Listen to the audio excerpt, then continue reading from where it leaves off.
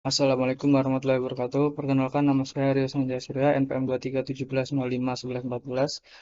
Pada video kali ini saya akan membuat latihan soal 2 pada mata kuliah Sistem Bakar yang diampu oleh Bapak dosen Febi Eka Febriansyah. Pada materi kali ini saya akan membahas tentang metode inference. Pada slide ini setelah saya baca di slide 48 ini terdapat graf atau grafik di mana graf ini disebut dengan bisa kita sebut dengan jaringan atau net ya, atau jaringan. Kemudian poin kedua yaitu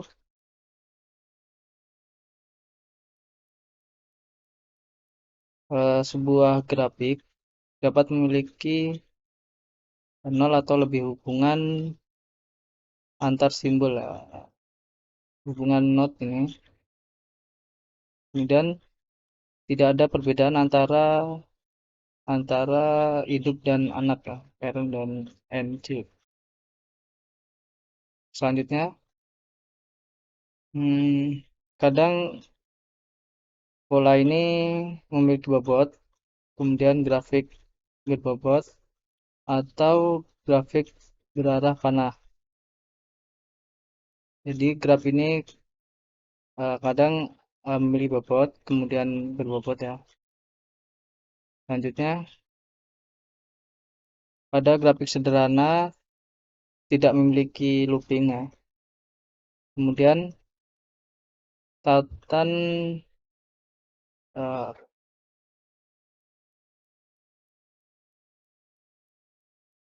grafik grafik sederhana tidak memiliki tautan looping yang dapat kembali simpul ke simpul atau node itu sendiri ya. Jika kita mencari di sumber ChatGPT, sebelumnya mode inference ini merupakan cara atau mekanisme sistem bakar untuk menarik kesimpulan dari basis pengetahuan yang dimilikinya. Proses ini dilakukan oleh inference engine ya, atau mesin inference dengan menggunakan aturan dan fakta yang tersedia. Kemudian graf ini merupakan AI ya dalam sistem bakar. Graf ini sering digunakan untuk mempresentasikan pengetahuan dan memproses proses inferensi. Ada beberapa graf dalam metode inferensi ini. Perannya yang pertama yaitu representasi pengetahuan. Nah, graf ini digunakan untuk menggambarkan hubungan antar objek, ya, fakta atau konsep. Kemudian ada graf inferensi, digunakan untuk melancar alur logika pesimis ke kesimpulan. Nah, di graf inferensi ini ada ini ya, node dan edge ini. Node ini untuk sebagai pernyataan atau proposisi, dan edge ini aturan inferensi yang menghubungkan premis dan kesimpulan. Ini ada graf terarah ya kan di sini terarah. Kemudian ada path finding dalam inferensi. Intinya eh, graf pada metode inferensi ini untuk mempresentasikan hubungan pengetahuan. Kemudian untuk melacak alur logika, dan yang terakhir yaitu menghitung probabilitas dan ketergantungan antara variabel.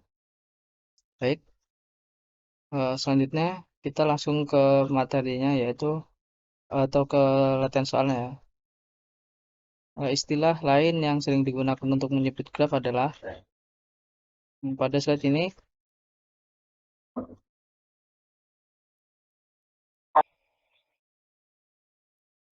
Nah, di sini graf ini dapat disebut ya, sometimes called jaringan atau meta atau jaring.